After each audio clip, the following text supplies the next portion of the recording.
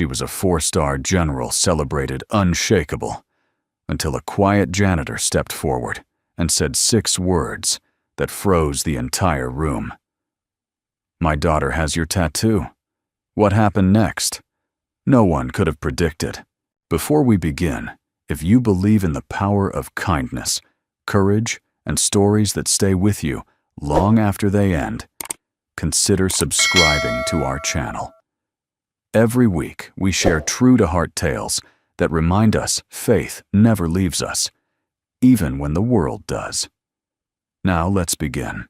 The polished marble floor of the Defense Department's central atrium gleamed like ice under the chandelier light. The room was buzzing with decorated uniforms, the clink of champagne flutes, and the quiet murmurs of rank and respect. At the far end, beneath a towering American flag, stood a long banquet table lined with dignitaries. In the center sat General Lena Hayes, the first woman in American military history to command a joint air combat division. Her face chiseled with grace and authority softened only when she raised her glass to acknowledge a roomful of admirers. A dozen paces behind the last row of brass and stars near the back wall, where light dimmed into shadow, a man knelt with a cloth in hand, polishing the marble base of a column. His name was Michael Lane. His green janitor's uniform looked faded compared to the pressed dress blues and deep greens around him. His boots were scuffed, his shoulders slightly hunched, not from weakness, but from years of carrying burdens few would ever understand. By his side sat a girl no older than 8. Her name was Amelia. She wore a simple navy blue dress and held a small, worn-out backpack in her lap legs, swinging softly above the floor. She wasn't looking at the chandeliers or the food. She was staring wide-eyed at the woman at the podium. General Hayes. "Is she the boss of all the planes?" Daddy Amelia whispered, her voice barely audible over the quiet jazz music echoing through the hall. Michael smiled, wiping his hands on a rag and sitting beside her on the edge of the step. "She is, honey," he said gently. "She commands more than most presidents ever did." Amelia's eyes grew round. "Have you ever met her?" Michael's gaze drifted back toward General Hayes, who was now shaking hands with the senator. A long silence. "No," he said softly. "Not officially." There was no bitterness in his voice, just quiet acceptance. The kind that comes from years of being overlooked, not because you were unworthy, but because the world had already moved on. Around them, conversations bloomed and faded. Officers congratulated one another. Photographers snapped pictures. Somewhere nearby, a speech was being rehearsed. But Michael didn't hear any of it. His eyes lingered on the compass rose emblem engraved into the podium behind Hayes. 8 points. One arrow longer than the rest, marking true north. He looked down at his own hand. A scar ran through the base of his palm, a memory from a broken rotor blade. Below it, faded, but distinct, was a tattoo.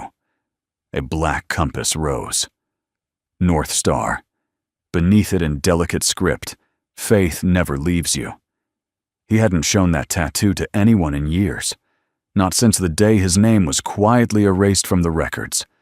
Not since the command center sent back his discharge papers, marked administrative oversight, untraceable unit, and the system filed him under non-combatant status. To the world, he'd become invisible. But not to Amelia. "Daddy," she whispered again, tugging on his sleeve. Her voice was different this time, more curious, almost awestruck. "She has your tattoo." Michael blinked. "What?" Amelia pointed discreetly across the room. General Hayes had just raised her champagne glass, giving a small toast. As she did, the sleeve of her dark uniform shifted just slightly, revealing the inside of her left wrist. There it was. A black compass rose, exactly the same. Michael's heart stilled. Not a beat skipped, not a gasp drawn. Just stillness, heavy, piercing, ancient. He stared motionless for several seconds.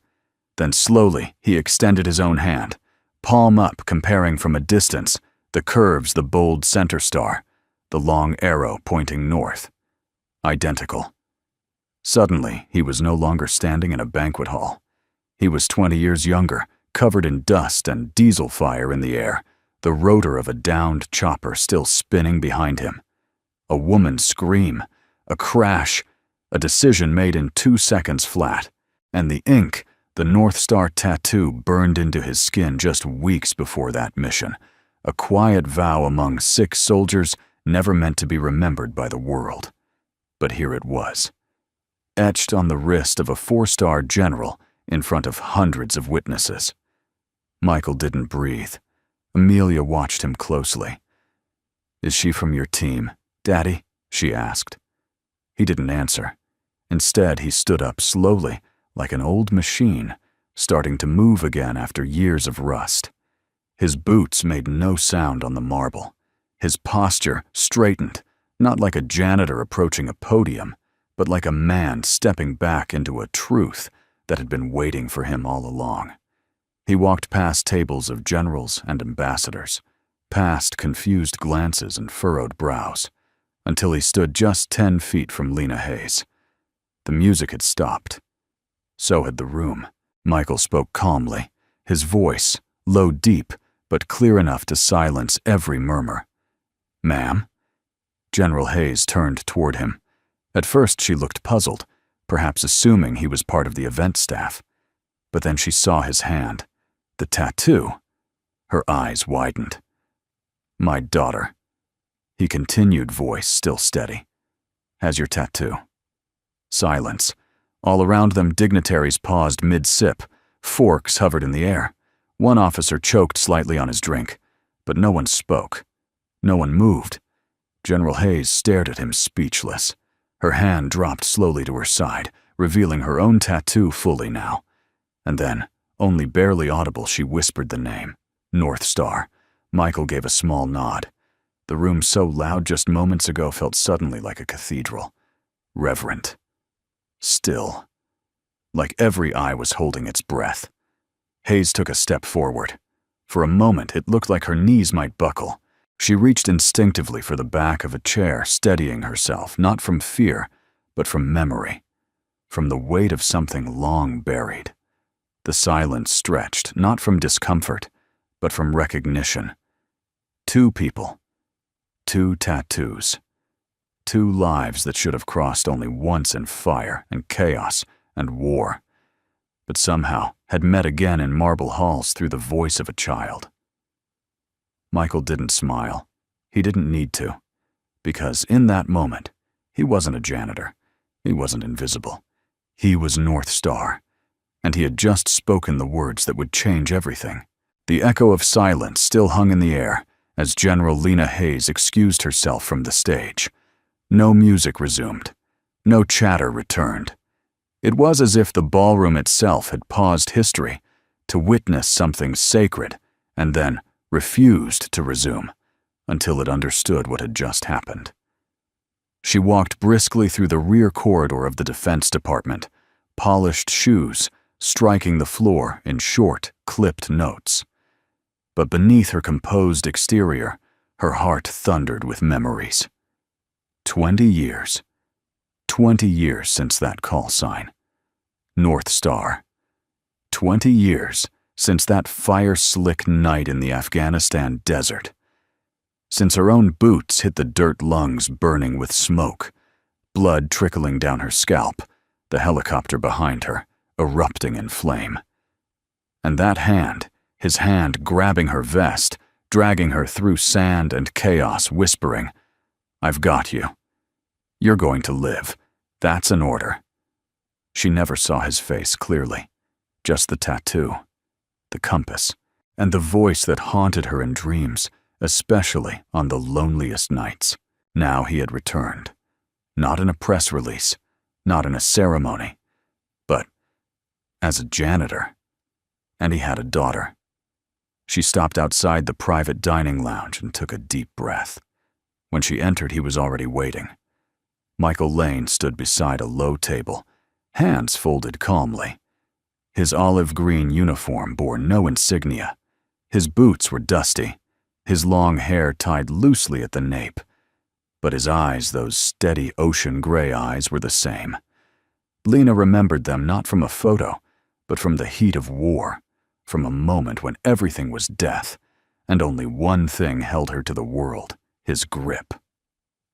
In the corner of the room, Amelia was seated, legs dangling over a velvet bench, coloring in a small notebook with red crayon. "She's okay being here?" Lena asked, nodding toward the girl. "She's the reason I came forward," Michael replied. He stepped closer. Calm. Measured. But Lena could feel the weight he carried with each breath. "I didn't mean to interrupt your ceremony," he said softly. "But when my daughter saw your wrist, I couldn't stay in the shadows anymore." Lena slowly raised her hand and turned it over. The room's soft lighting caught the black ink of her inner wrist. The compass. 8 points. One arrow longer than the rest. True north. She looked up. "You still have yours?" Michael extended his right hand palm up. The tattoo matched perfectly, though more weathered, with a faint scar slicing through one of the compass arms. Below it, still legible, after all these years, the words, "Faith never leaves you." Lena's breath caught. "I thought it was just mine," she said quietly. "You were the last one who got it," Michael said. "Before everything went wrong." She sat down, slowly, eyes not leaving his hand. "Why didn't you come back?" Michael looked down. For a moment his jaw clenched, not in anger, but in the ache of trying to explain something too big, too painful. "I tried," he said. "After that mission, I was airlifted out with a fractured pelvis and smoke damage to my lungs. By the time I came out of surgery, my unit had been redeployed. Paperwork was scrambled. I was missing. Dead according to the system." "But you weren't," Lena whispered. "No," he said, "but I might as well have been. I was processed through a civilian discharge center 2 months later. No rank, no medals, just a typo on a file and a letter thanking me for my service." Her stomach turned. "They erased you." He gave a faint shrug. "Maybe the war just needed fewer heroes." Lena looked away, swallowing the shame. "And all this time, you've been a janitor. I've been a father," Michael said, voice firm. Lena looked back at him. The light in his eyes hadn't dimmed, it had deepened. There was a stillness in him, a peace earned not through medals, but through resilience, through purpose. "How did your daughter get the tattoo?" Lena asked gently. "She didn't," he replied, smiling slightly, "but she drew it. Over and over. In notebooks, on napkins. One night she traced it on my hand with a marker. Said it helped her feel safe." He paused. "She's never seen it on me. I kept it hidden. But somehow, she knew." Lena felt a sting in her eyes. She looked at Amelia again. The little girl was now carefully shading in the edge of a star with red and black. Does she know what it means? "She knows it points north," Michael said quietly. "That's all that matters." There was silence again, but this time it wasn't awkward. It was reflective, healing. Lena reached into her uniform pocket and pulled out a folded slip of paper, aged frayed at the edges. "I kept this," she said. "I wrote it the week after the crash. I thought you were gone. I never had anyone to send it to." Michael unfolded the paper. His name was there, Captain Michael Lane, written in the steady hand of a woman who had just survived the impossible. "If you're alive, I owe you my life. If you're gone, I carry your courage in my blood. Either way, I will never forget what you gave me." He closed the letter gently, said nothing for a while. "Then I didn't save you for a medal." "I know," she whispered. He looked at her eyes, unwavering.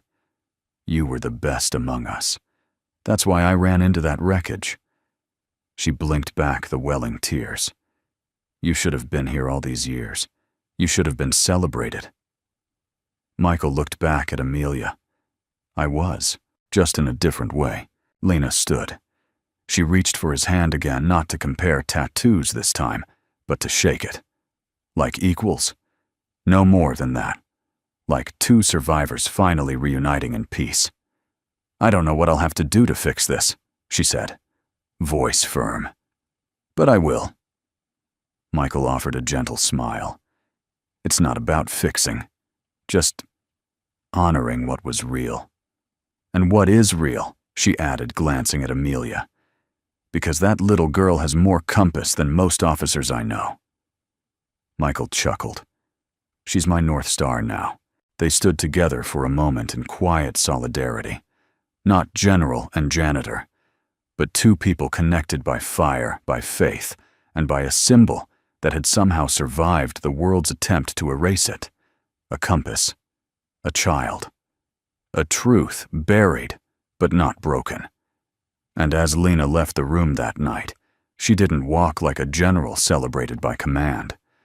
She walked like someone who had just rediscovered a piece of herself, long thought lost in the desert. The next morning, the Pentagon was humming again. File carts rolled through marble hallways. Aides in crisp suits whispered over earpieces.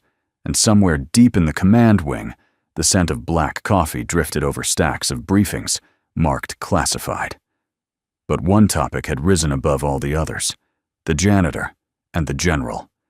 Whispers had spread fast like wildfire through dry grass. Every conversation in the mess halls, locker rooms, and admin floors carried some version of the same question. Did you see it? Was that really him? What did he mean? My daughter has your tattoo. Even the higher brass didn't know what to make of it. Some brushed it off as a misunderstanding. Others knew better. They'd seen the look on General Hayes's face. They'd seen her freeze. By noon, the department had released a short press statement. No comment at this time. That silence spoke louder than any denial could have. And by dusk, as golden rays poured in through the west-facing stained glass windows of the Medal of Valor Memorial Hall, a quiet tension filled the air. Tonight's event was supposed to be routine, a follow-up reception for donors and top-ranking officers. Speeches, wine-polite laughter. But everyone was there for one reason now. They were waiting. And he came. Michael Lane entered through the service corridor, not in a tailored suit or returned uniform, but in the same faded janitor's outfit from the day before. He didn't try to blend in. He didn't try to stand out. He simply walked with the quiet dignity of a man who'd stopped asking the world for applause. Beside him walked Amelia, clutching a worn, leather-bound sketchbook to her chest. She wore a dress a shade darker than before, navy, with a tiny silver star stitched over the heart. Her shoes tapped softly across the marble. The moment they entered, people turned. Not subtly. Conversations halted mid-sentence. Glasses paused halfway to lips. Some guests stood straighter. Others leaned in to whisper. And then the sea parted. General Lena Hayes, resplendent in full dress, blues, stepped down from the front of the stage where she had been expected to speak. She didn't wait for protocol, didn't nod to the officers, or senators, or civilian contractors around her. She walked straight to Michael and stood still. Close, almost reverent. Michael looked her in the eyes. He didn't smile. Neither did she. Then he quietly reached down, gently took Amelia's hand, and stepped onto the first stair of the stage. Every eye followed him. He turned not to the general, but to the crowd, officers, politicians, retired, war heroes, lobbyists, faces in medals and starched collars, faces who had written history or rewritten it. And then he said the words, "My daughter has your tattoo." The effect was immediate. It wasn't just shock. It was recognition. Wait. Because these were not just words, they were a code, a signal, an acknowledgement of brotherhood and of betrayal. For a second time in 2 days, the room froze. Michael continued, his voice steady, rich with unpolished authority. She drew it before she ever saw it. Same compass, same ink, same direction. I asked her why once. You know what she said? He looked down at Amelia. She said, because it helps people find their way home. A hush fell like fog over the audience. He turned to General Hayes, but not as a subordinate, as an equal. Ma'am, you and I were part of something that never made it into the history books, a team that burned bright and then was erased. Gasps from a few corners. One older colonel paled slightly, shifting uncomfortably. I was listed dead after Operation Iron Haven. Not KIA, not MIA, just gone. Paperwork said I'd been transferred to another base. Records disappeared. One typo, one misclick, maybe on purpose, maybe not. I woke up in a civilian hospital with no rank, no home, and no command willing to speak my name. He paused, letting it land. Until yesterday. I hadn't heard that name, North Star, in 2 decades. Until my daughter pulled me out of silence with a crayon. A soft, audible swallow came from somewhere in the front row. General Hayes stepped forward, voice like steel, but trembling slightly. Captain Lane. I didn't know. I thought you were gone. I looked. For months. Michael raised a hand. You didn't fail me. The system did. He turned back to the audience. But my story isn't about what was taken.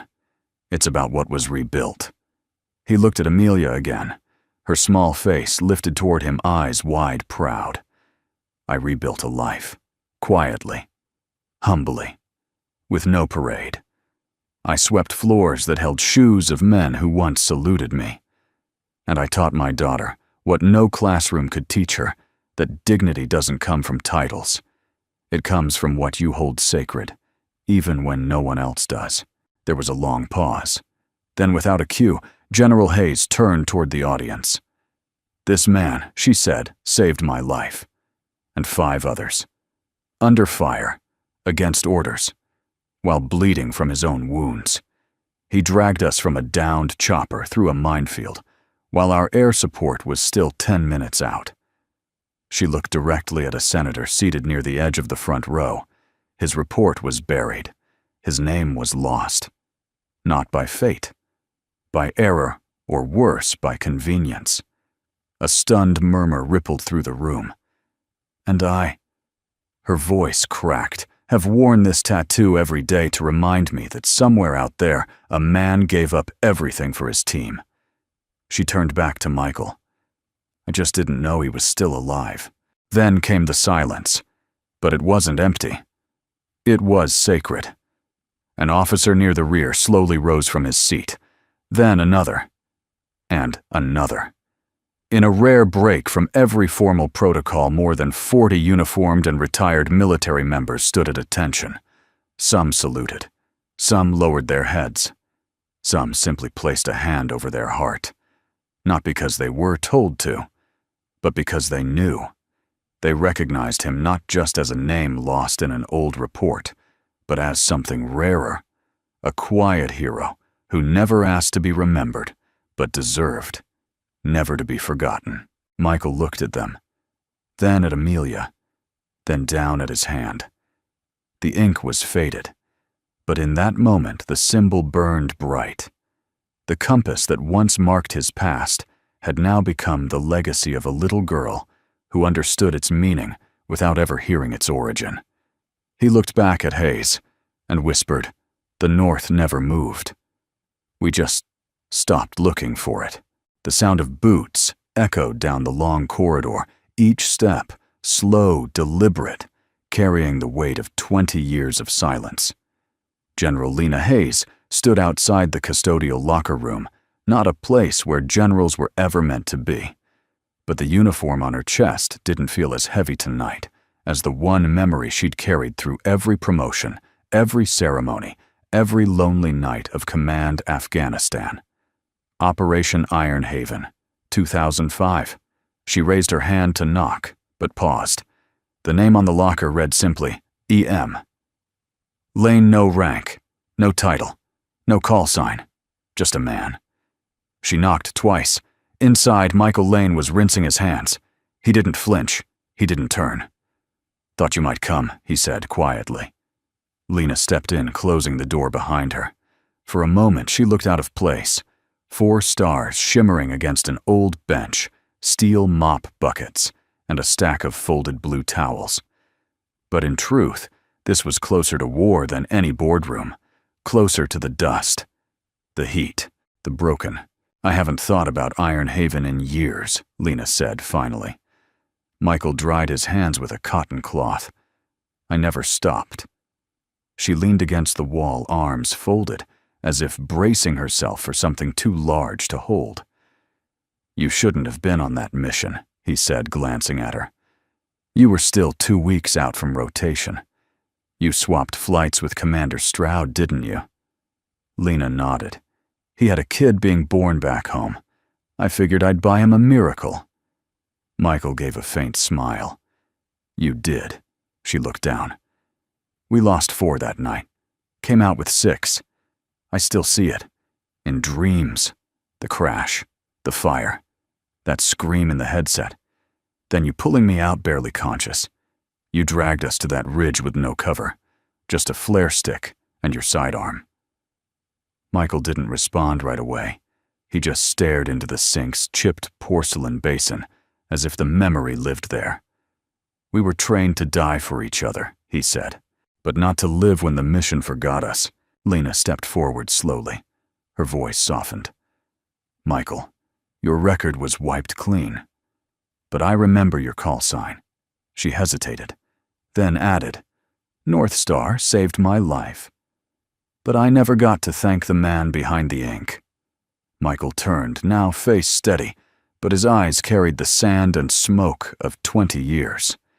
"Because the man behind the ink disappeared. He didn't just fall through the cracks, Lena. He was buried.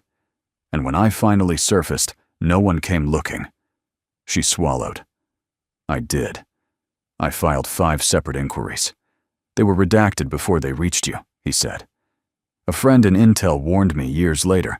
Someone didn't want Iron Haven revisited. Wrong names, wrong outcomes. I was a casualty of paperwork." Her fists clenched. "That's not acceptable." "No," he said, "but it's what happened. And by the time I realized I was truly alone, I already had Amelia." Lena blinked. "How old was she when you got her?"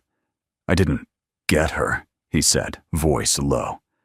"I had her. After I came back, there was no support, no pension. Her mother, she passed when Amelia was 2. All I had left was a mop, and apartment, and the promise I whispered in the chopper to every man I couldn't save, that I'd do something good with the life they gave me." The room fell silent. Then Lena spoke, not as a general, but as a woman who once stared death in the face and was pulled back by a stranger. "Michael, why didn't you tell anyone it was you?" "Why now?" He sat down on the bench, slow and methodical. "Because the tattoo isn't mine anymore," he said. "It's hers. Amelia's." Lena furrowed her brow. "She draws it," he continued. "Everywhere. On napkins, notebook covers, even her walls when she was little. I never showed it to her, never explained it. But it lives in her like a map she was born with, like a promise of direction." He looked up, and yesterday she saw your wrist, saw that it wasn't just a drawing, that it was real, that it meant something. Lena's throat tightened. "Children know more than we do sometimes." Michael nodded. "She asked me what it meant. I told her it pointed to people who don't quit on you, even when the world does." Lena crossed to the bench and sat beside him. Her metals clinked softly as she leaned forward, elbows on her knees. "Michael," she said gently, "I don't want to just bring your name back. I want your story back. I want the truth out there. The people who erased you." He interrupted with a shake of his head. "No revenge, no tribunals. That's not why I spoke, That's not why Amelia pointed. Lena looked at him puzzled. Then what do you want? Michael met her gaze with quiet resolve. I want one day, he said, where she hears my name with pride, where she sees a photo on a wall and whispers, "That's my dad." Not because he made history, but because he didn't run from it. The two sat in stillness again, but this time it wasn't heavy. It was healing. Outside the locker room, the world went on security clearances, processed coffee-brewed protocols reviewed. But inside, two people who were never supposed to see each other again shared something far rarer than ceremony truth. Lena rose, straightened her uniform, then turned to face him. I want to help, she said. Not for politics, not for optics. For her, and for the part of me you carried out of that wreckage. I think I owe both of you something I can never repay. Michael smiled gently. You already have, he said. She blinked. How you remembered me. Outside, the last rays of sun painted the marble halls gold. A little girl waited with her sketchbook and a compass drawn in red crayon.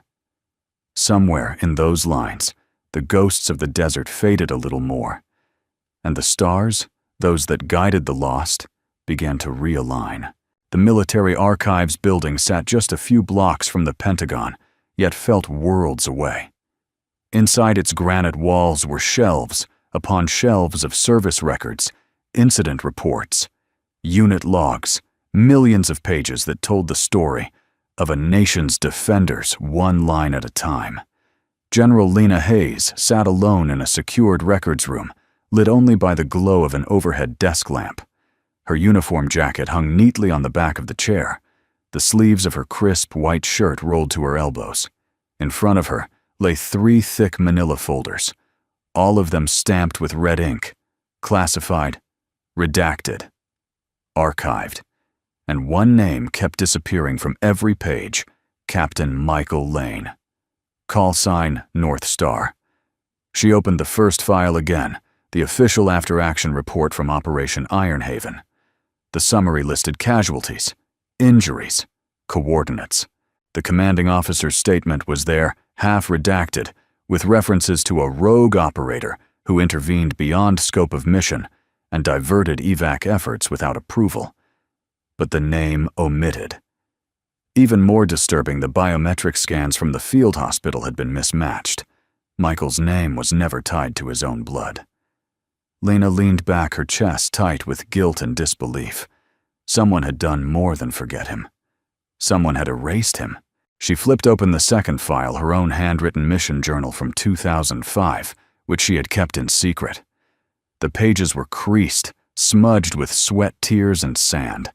It wasn't an official document, but it was real. And there, halfway down page 14, Day 11 post-crash.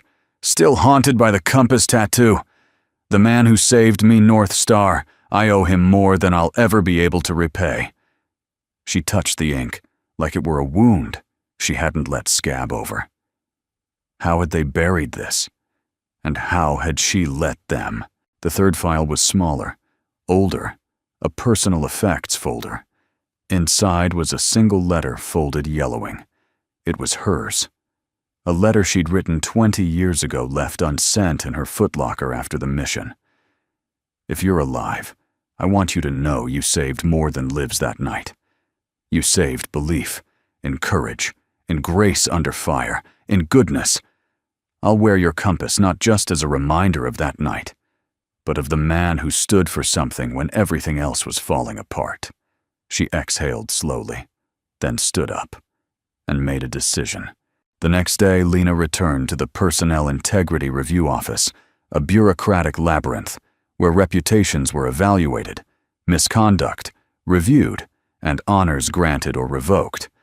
She stepped into the director's office unannounced.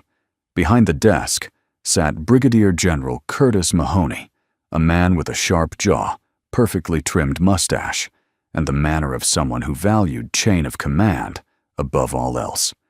He looked up surprised. General Hayes. To what do I owe the "I need a case reopened," she said, placing the files on his desk with calm precision. He raised an eyebrow. On whose authority? Mine. Mahoney leaned forward, flipping through the pages. His fingers paused on the redacted lines. He frowned.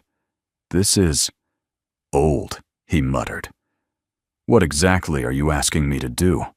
I'm asking you, Lena said, to restore a man's name to the record. A man who was listed as missing, later marked deceased, then discharged as a non-combatant, without benefits, rank, or recognition. Mahoney leaned back. That's not something we do lightly. She didn't blink. And this isn't a light case. He eyed her suspicious now. Who is the individual? She answered with no hesitation. Captain Michael Lane.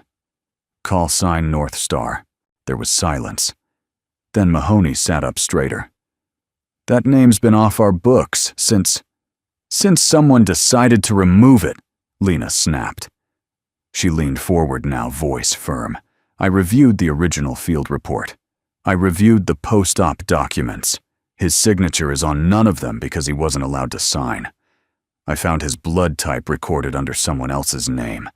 I found a discharge sheet with a fake duty station. And I found proof that someone in admin deliberately misfiled his service log. Mahoney exhaled, suddenly wary. You're suggesting internal cover-up. I'm not suggesting she said. I'm confirming. He shook his head. You know what you're opening up, General. If we bring this back into review, there will be hearings, investigations, potential repercussions on high-ranking officers, some of whom are still active. I'm aware. And you're willing to risk your own reputation over this? Lena didn't hesitate.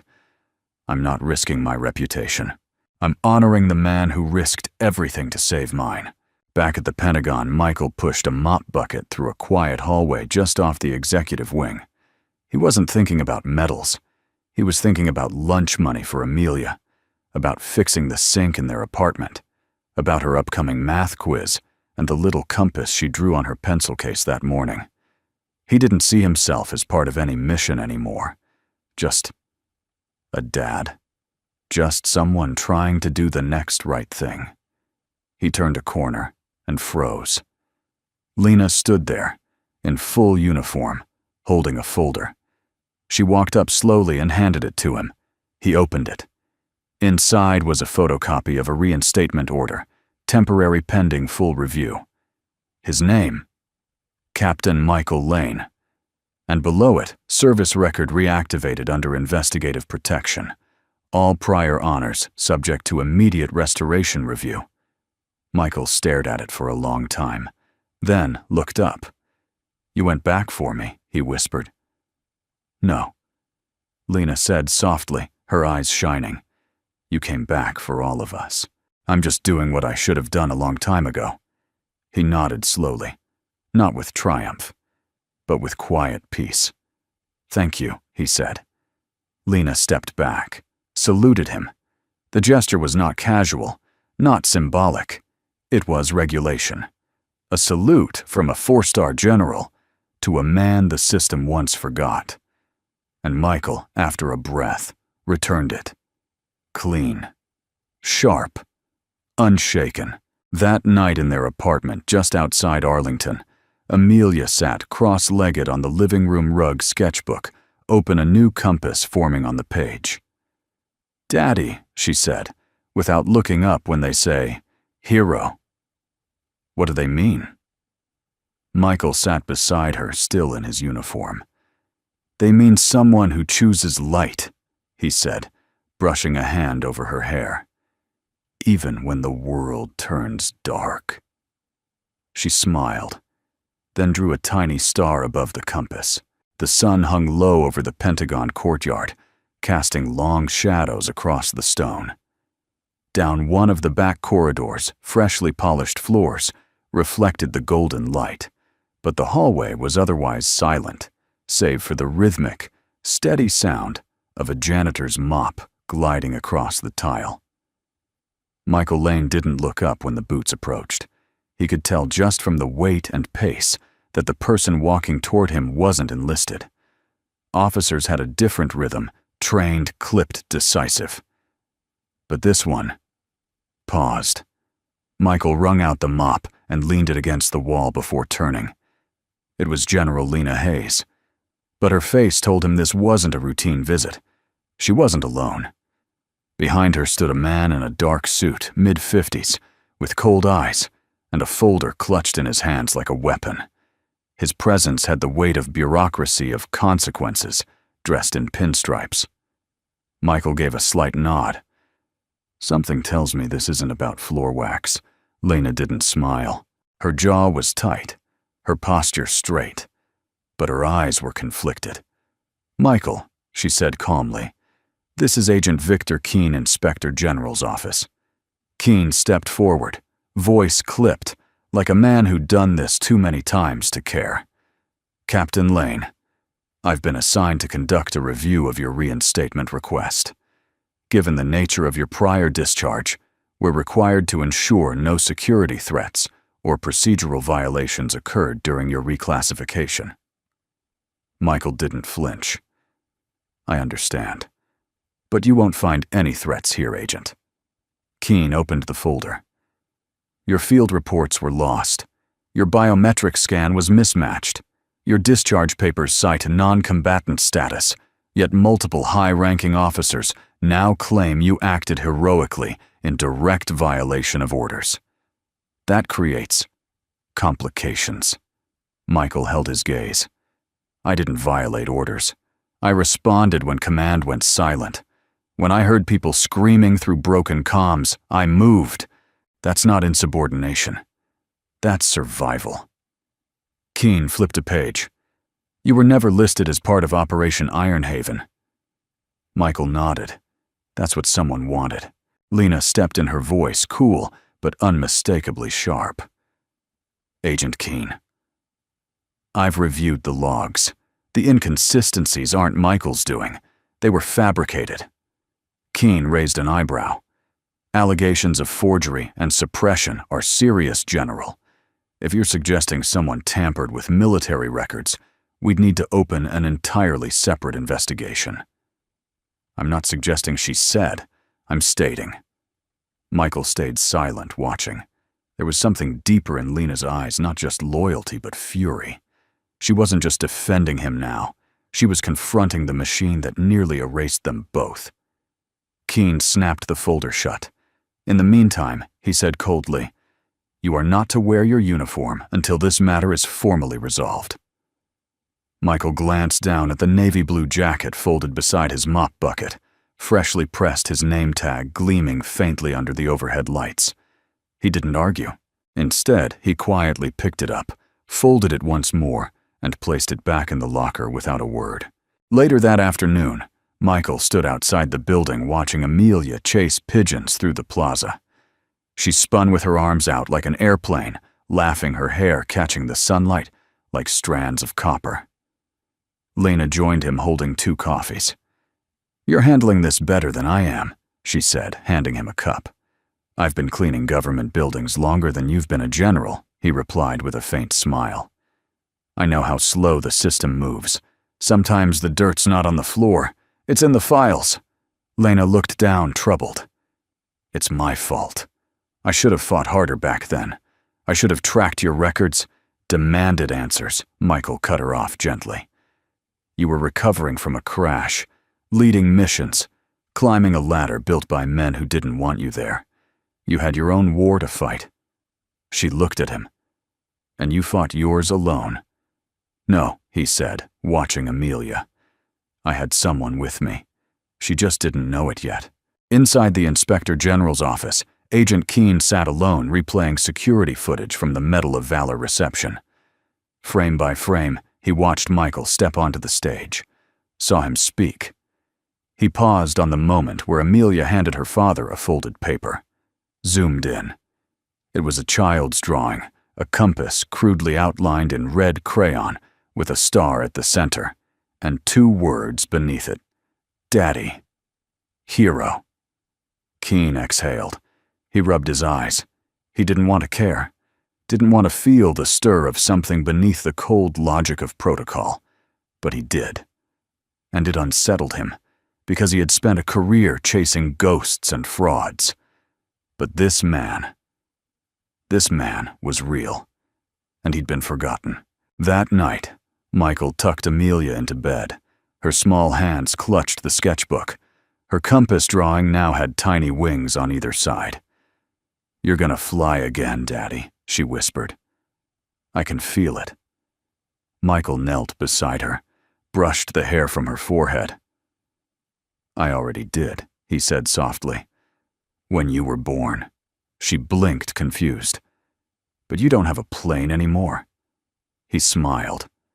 "I don't need one. You're my wings now." She giggled, then yawned, her eyes drifting shut. And for a long time, Michael sat beside her in the quiet glow of the nightlight, his call sign echoing silently in the room. North Star. The name wasn't gone. It was waiting. Just like the truth. The next morning, a confidential memo slid across a high-ranking officer's desk in the Pentagon. Subject reactivation review. Capped. Michael Lane recommendation. Expedite clearance for full reinstatement.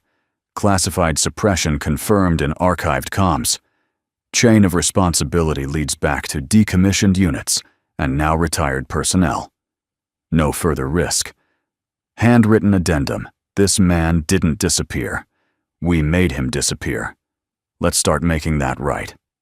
VK. It began with one sentence.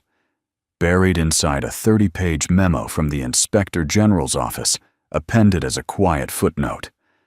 Service record for Captain Michael Lane confirmed, suppressed by administrative override during post-operation Iron Haven debrief. Internal manipulation suspected. Further inquiry recommended. The memo wasn't supposed to leave the internal loop. But by 10:47 a.m., the next morning, a redacted version had been leaked. And by noon, it was everywhere. Decorated Air Force. Captain erased from military history for 20 years. Now, reinstated, the Washington Sentinel, the man they buried on paper. How bureaucracy nearly killed a hero's legacy. Military review. Daily North Star is real. Veterans rally behind forgotten comrade. Vets United Online Forum. The story ignited something.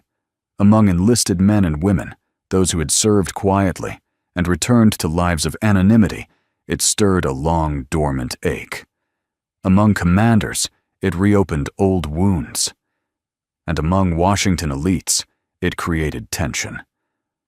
Because buried beneath every system was a name. And now the world knew it.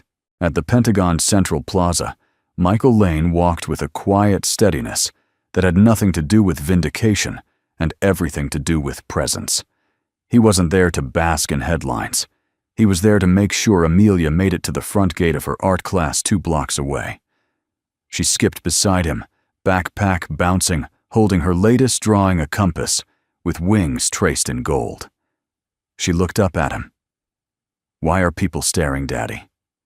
He smiled gently. "Because sometimes the world forgets how to be kind. And when it remembers, it doesn't know where to look."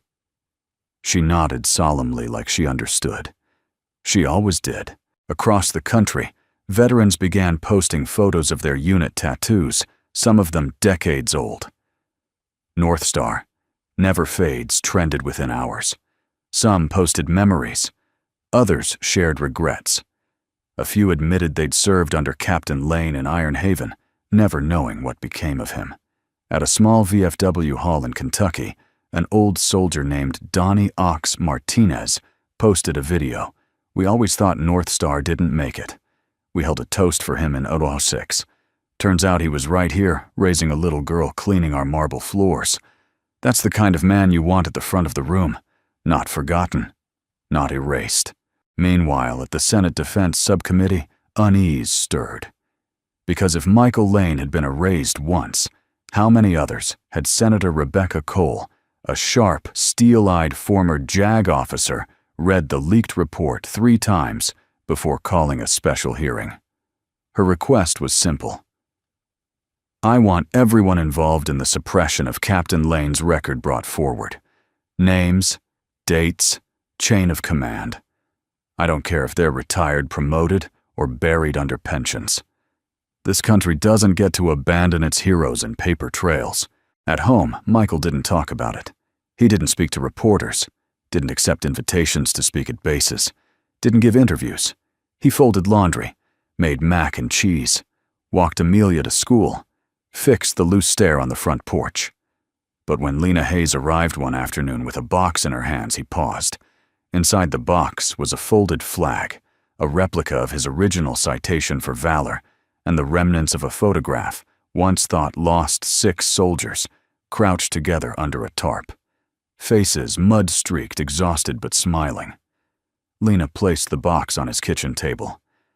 I had a few friends in records, she said. They found the original negatives. Thought you should have them. Michael stared at the photo. His hand shook slightly. These men, they're all gone. Lena nodded. Except you. He sat slowly picking up the flag. His thumb brushed the edge of the citation. For a moment, he just stared, unsure if what he was holding was real or another dream he'd learned not to trust. Lena sat across from him.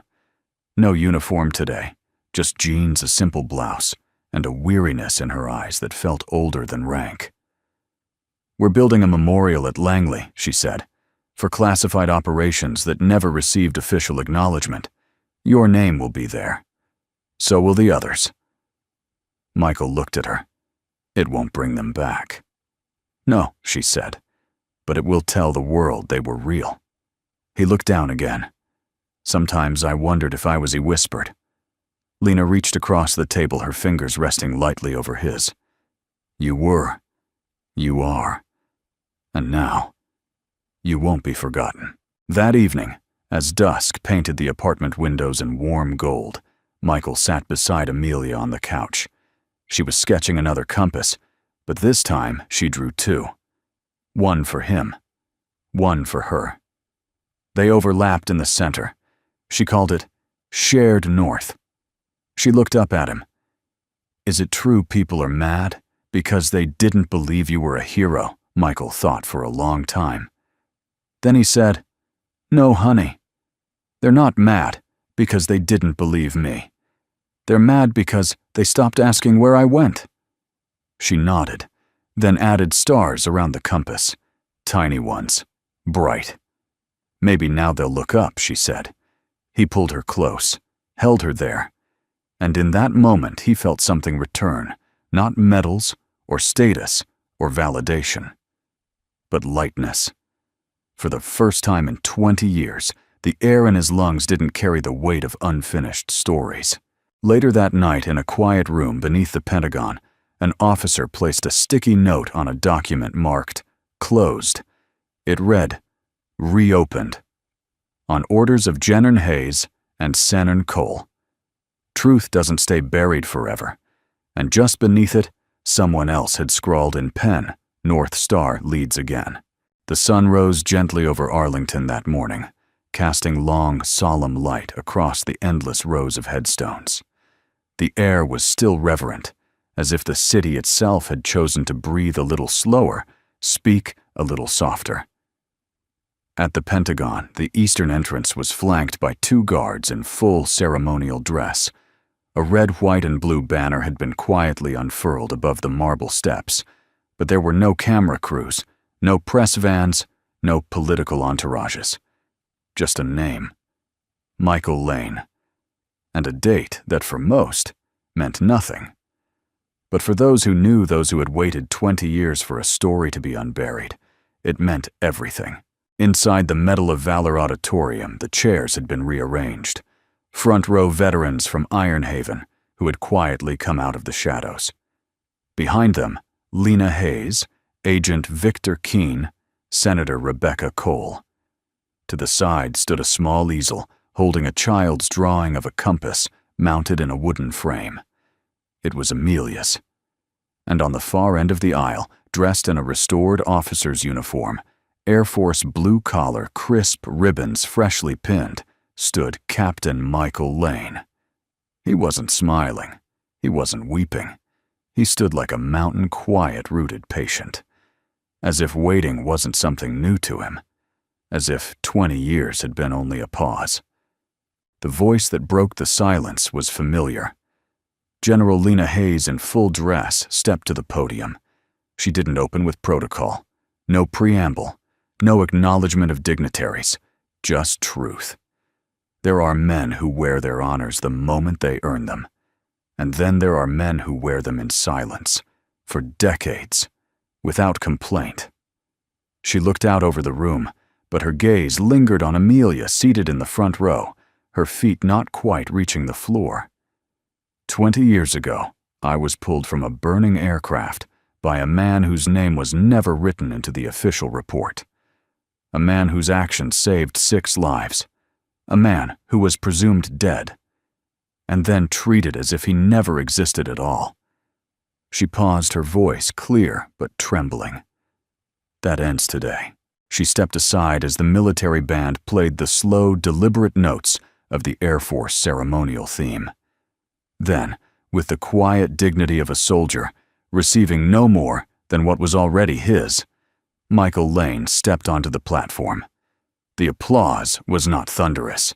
It was deep, from the chest, from the soul, from men and women who understood exactly what it meant to carry something for so long without asking the world to notice. As Lena turned to him, a velvet case was handed to her.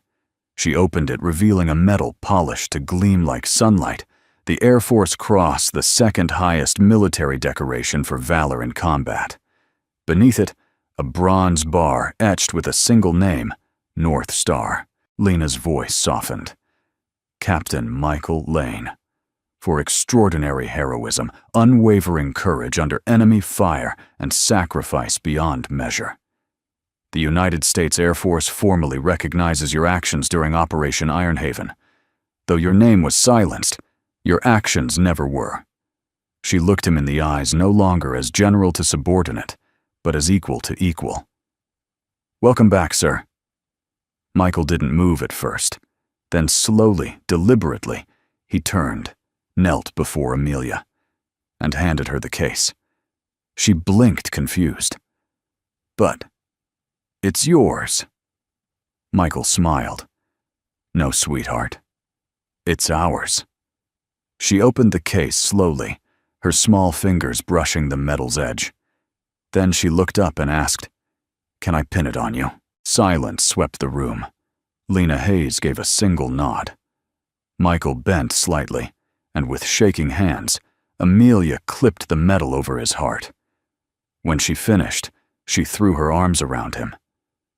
"You really are North Star," she whispered. "No," he murmured back. "You're my North Star now." The crowd stood, not in ceremony but in reverence. Some saluted, some simply placed hands over hearts, and one elderly colonel whispered into the quiet. They finally got it right. After the ceremony, people slowly filtered out. The brass instruments were packed away, the lights dimmed, the flags gently folded. But Michael stayed behind. He stood in front of Amelia's framed compass, drawing gold wings stretched wide around a bold black star. Lena joined him, standing silently. "She did this?" she asked. Michael nodded. "It's how she found me." Lena smiled softly. "She didn't just find you. She reminded us." He looked at her. "She's why I spoke up," he said. "Not for revenge. Not even for the medal. Just so she'd know I didn't disappear. That I chose to stay." Lena nodded. "And now, the world knows, too." Later that evening, back at their modest apartment, Amelia placed the metal case carefully on the shelf above the kitchen table, next to a jar of crayons and a photo of her mom. Michael watched from the doorway. "Daddy?" she asked. "Yes, honey." She looked at the medal. "Do you think anyone else has one of these?" He smiled. "Plenty do. But do they have daughters who draw them wings?"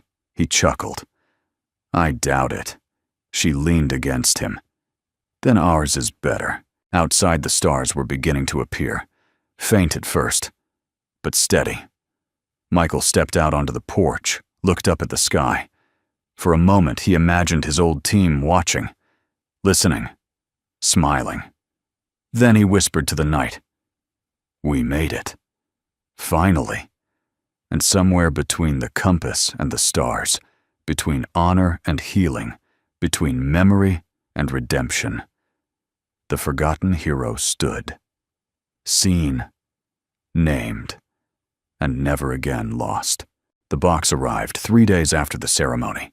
No return address, no insignia, just Michael's name, handwritten in blocky, careful script on the brown paper packaging. Amelia found it first sitting on the welcome mat outside their apartment door. "Daddy," she called, "someone sent you something." Michael stepped out of the kitchen, drying his hands on a towel, brow furrowed.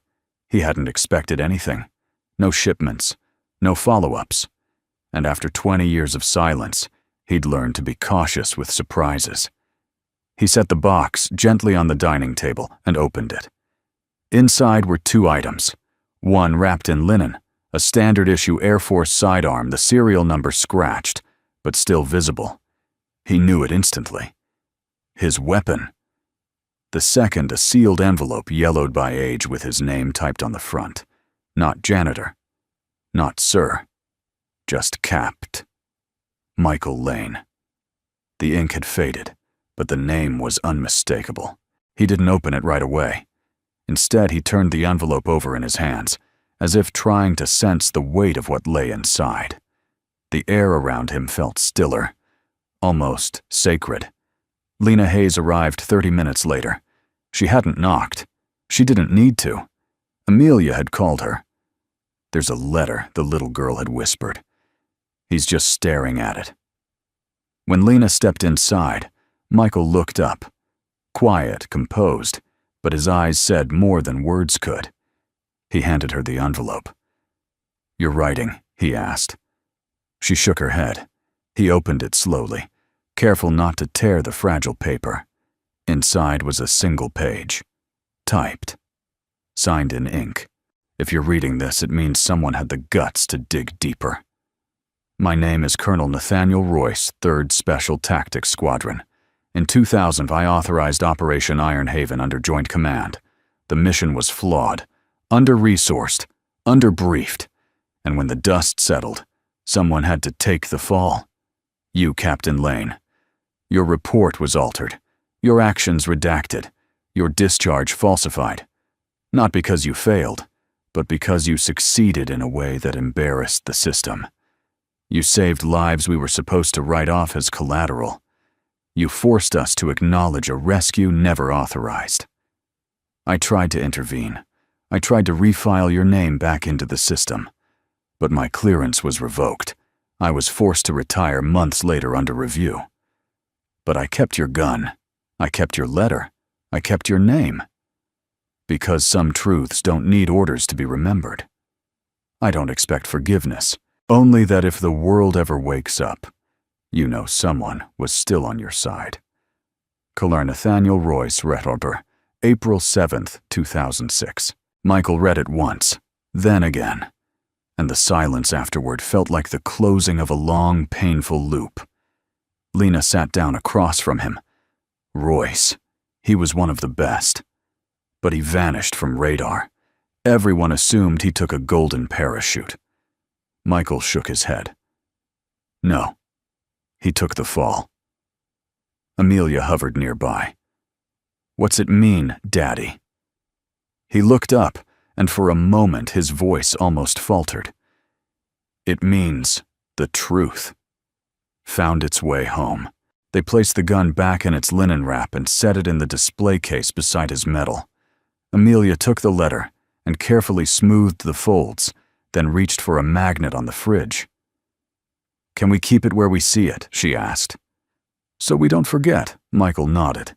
"No, sweetheart," he said, "so no one forgets." So, later that night, Michael stepped onto the back porch with a cup of coffee, the letter still echoing in his mind.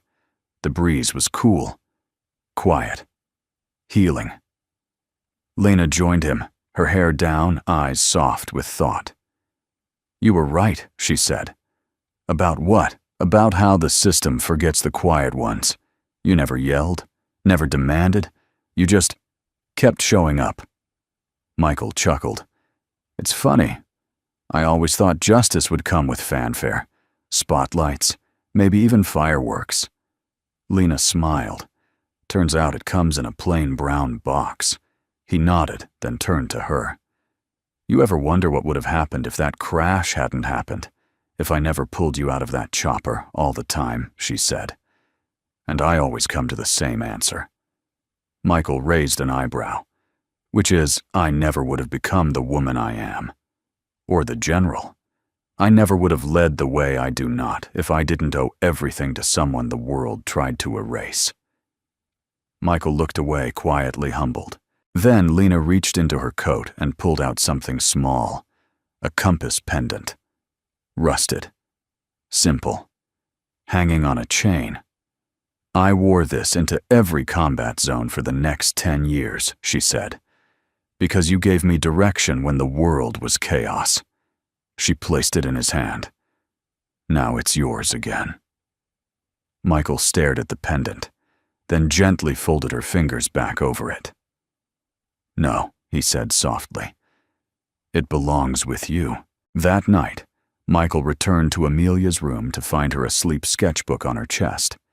He gently took it, flipping through the pages. One caught his eye, a drawing of 2 compasses overlapping at the center, surrounded by 6 small stars. Above them, in Amelia's neat handwriting, not all stars burn, some just guide. Michael closed the book slowly, his throat tight.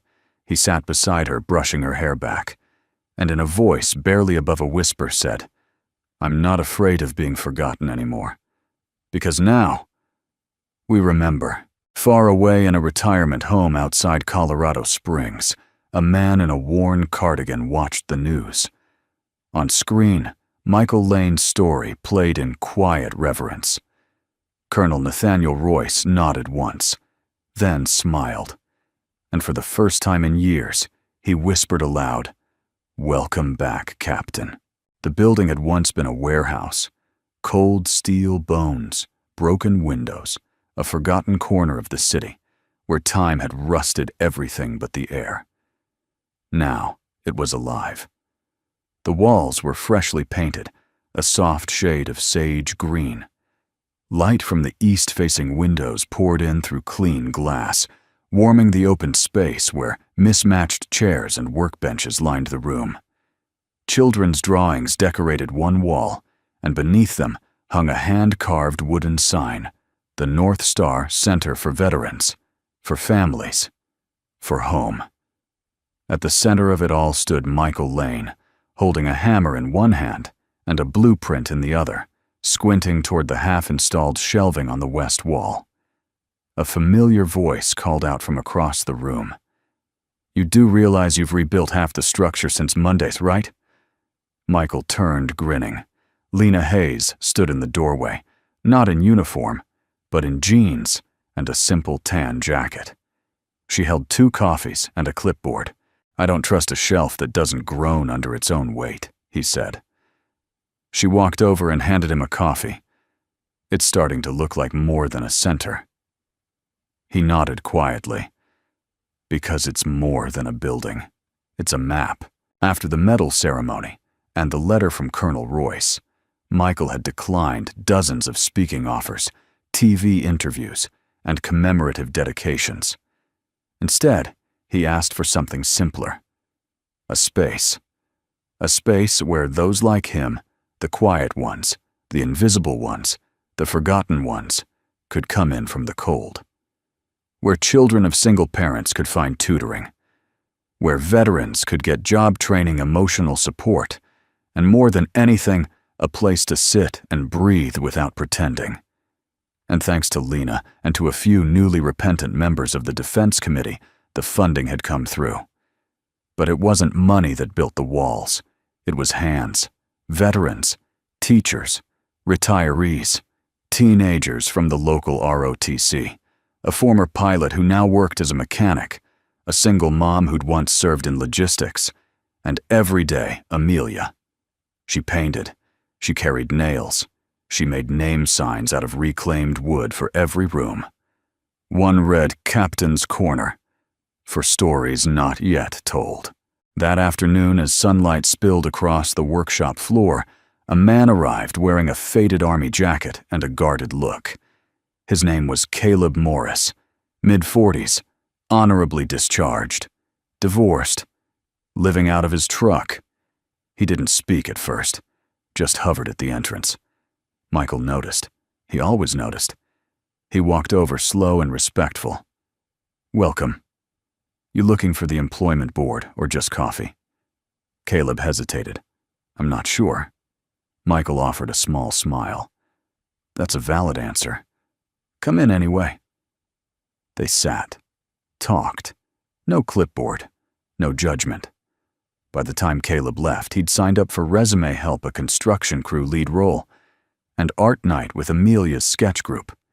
Because sometimes the first step wasn't finding a job, it was being seen. A few nights later, Michael and Lena sat outside on the porch of the center as the final coat of paint dried on the mural outside. It showed a compass wrapped around a sunrise. And in the corner, in small black lettering, "Faith never leaves you." Michael sipped his coffee. "I used to think my service ended the day they discharged me." Lena leaned back. "It didn't. It just changed battlefields." He nodded. "I thought being forgotten was the worst thing that could happen to a soldier." "And now?" she asked. He looked at her. "Now I know the worst thing isn't being forgotten. It's believing your story no longer matters." She smiled, eyes glinting in the fading light. "Then you've done something incredible. You've made this place a story factory." Michael chuckled. "That's Amelia's term. Of course it is." That weekend, the center hosted its first community dinner.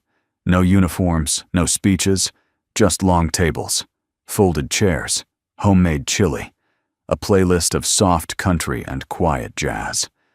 Michael stood at the back for most of it, watching, listening.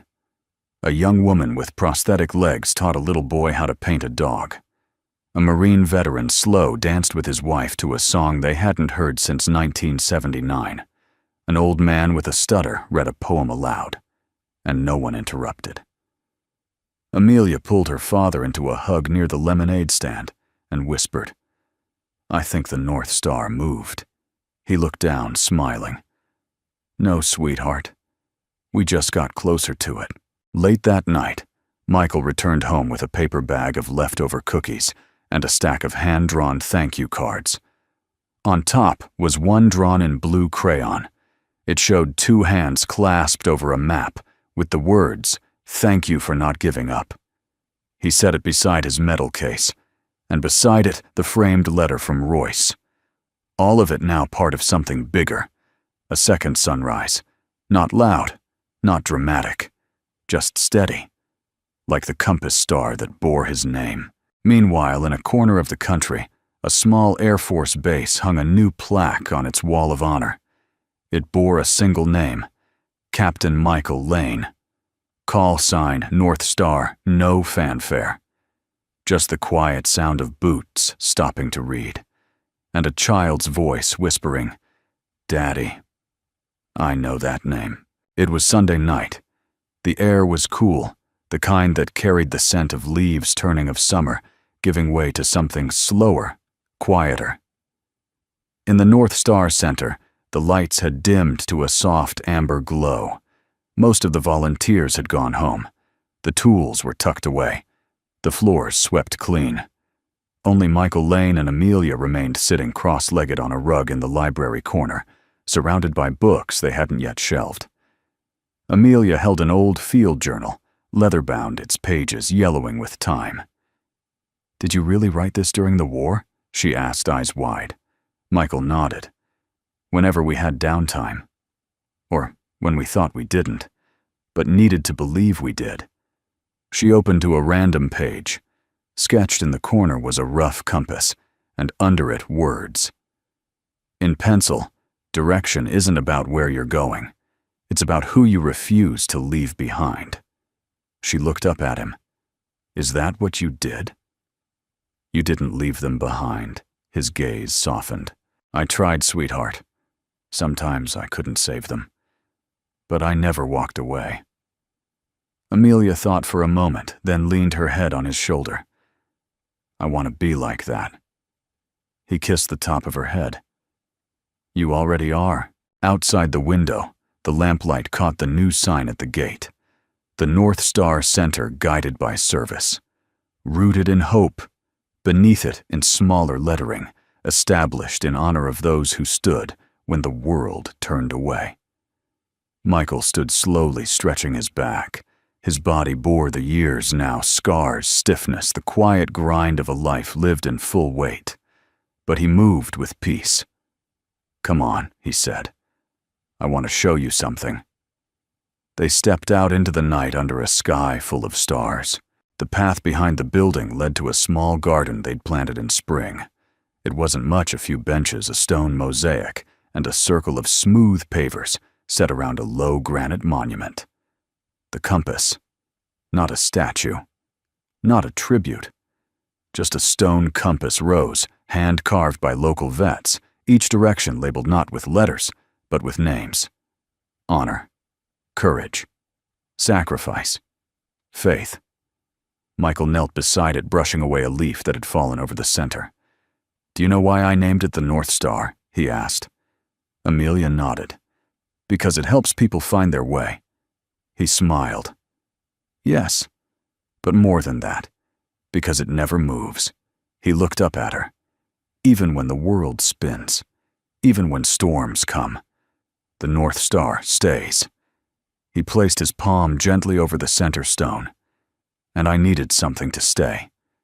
Something to believe in when nothing else felt solid. Amelia was quiet for a moment. Then asked, was that something? Me, Michael's breath caught. He turned, pulled her gently into a hug and whispered, it was always you. Inside the center, General Lena Hayes arrived quietly through the side entrance. She didn't want attention. She carried a small envelope. When Michael and Amelia returned from the garden, she was already waiting in the library. She handed him the envelope. What's this? He asked. Lena exhaled. I pulled one last string. This one took some convincing. Michael opened it. Inside was a single slip of parchment marked with the seal of the Joint Chiefs of Staff. It read, by unanimous vote. Captain Michael Lane's call sign. North Star is to be enshrined in the National Registry of Legacy Leadership Symbols to be taught in the Leadership Ethics curriculum of the U.S. Air Force Academy. Michael stared, then blinked. I never asked for this, he said softly. I know, Lena replied, but that's exactly why you deserve it. He looked at the second page, a short statement written by the Ethics Committee. North Star is no longer the name of a man. It is now a symbol of unwavering moral direction, especially when the chain of command forgets where north is. Michael said nothing. He simply folded the paper with care and handed it to Amelia. It's yours now, he said. She blinked. Me, he smiled. If anyone ever asks what it means, tell them it's where faith goes when the lights go out. Weeks later, Amelia stood at the front of her school gymnasium holding her dad's medal in her small hands. The auditorium was full of students and parents. She looked out nervously. Then began. My daddy used to clean the floors in a big building where no one knew his name, but he never stopped believing in what he stood for. He told me the North Star helps people who are lost, and now he helps people find home again. So if you ever feel like no one sees you, look up. That star hasn't moved. The crowd was still. Some teachers wiped their eyes. A veteran in the back stood slowly and saluted. That night, Michael sat on the porch in silence. The stars shimmered above. Lena joined him, 2 mugs of tea in hand. You're quiet, she said. Just thinking. About he looked at the sky, how something so far away can keep people alive, just by staying still. She nodded. Then he added, and how sometimes a man doesn't need to be famous. He just needs to be faithful. She looked at him, and in that moment, under the stars, beside the girl who saved him without ever knowing it, beside a woman who remembered when no one else would, Michael Lane finally felt it. Not vindication, not reward, but something deeper. Belonging. As the wind passed over the rooftop, Amelia stepped out holding her sketchbook. She opened it to the last page, a compass. But this time, the center was shaped like a heart, and beneath it, she wrote, "Faith never leaves you, and neither will I." Some heroes wear medals, others wear time. But the greatest ones, the ones no system can erase, leave behind something no bureaucracy can bury, a compass, a daughter, and a light that never fades if you're still here. Thank you for staying with us through this powerful journey. We'd love to know, where are you watching from? Let us know in the comments, whether it's a quiet town, a big city, or somewhere in between. Your presence matters here. If this story touched your heart, and you'd like to hear more true-to-life tales of courage, kindness, and second chances, please consider subscribing to our channel. We'd be honored to have you as part of this growing community. And from all of us here, thank you for watching. Until next time, may you always follow your North Star.